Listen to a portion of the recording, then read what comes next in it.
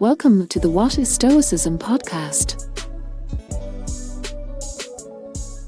In his Discourses, the Stoic philosopher Epictetus explains that a person is making progress when they understand a simple Stoic principle.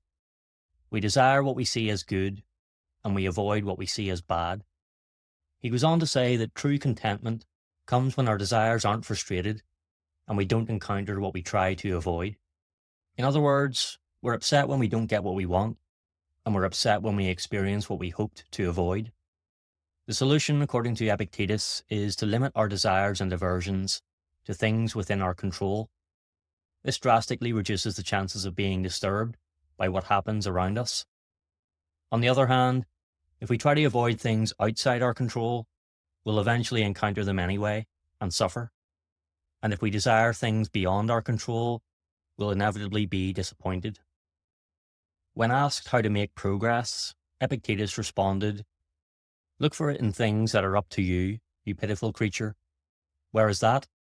In desire and aversion, so as not to be disappointed or to encounter what you want, inclination and disinclination, to avoid going wrong, in the application of assent and suspension of judgment, to avoid being deceived."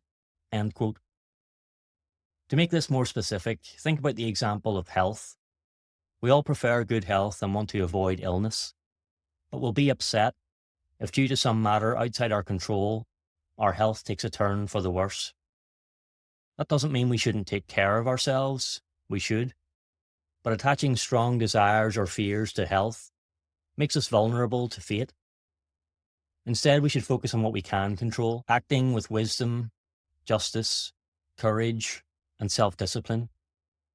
Aversion, then, should be reserved for things that are truly harmful, not external events, but thoughts and actions that go against virtue. Of course, changing our desires and aversions takes time, but by learning where to direct them, we begin to make real progress. A core Stoic lesson that can help us understand this is that external events are neither good nor evil in themselves. This idea can be difficult to accept, as we naturally see many things in life as good or bad. But Stoicism teaches that only virtue is truly good, and only vice is truly evil.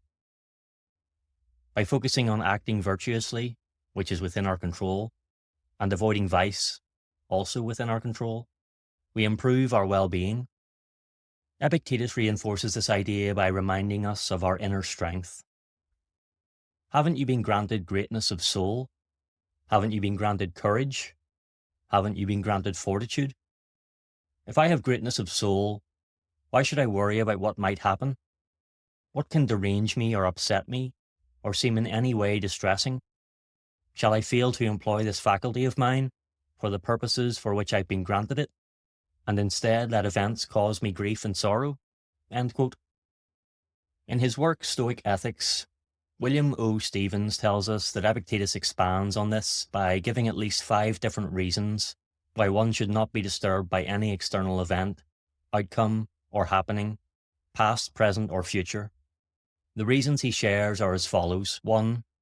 Since any worldly occurrence is external to one's own will, it is neither good nor bad, but indifferent. 2.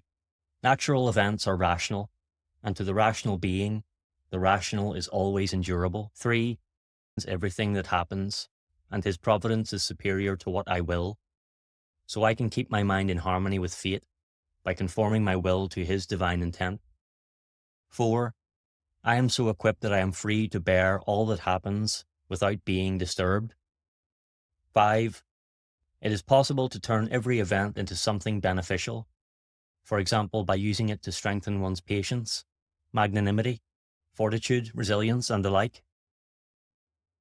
As we consider how we'll deal with the external events of today, we do well to remember that we've been granted greatness of soul, courage, fortitude, patience, magnanimity, resilience, and more. We can then turn each of today's events into something beneficial and use them to strengthen these faculties we already possess.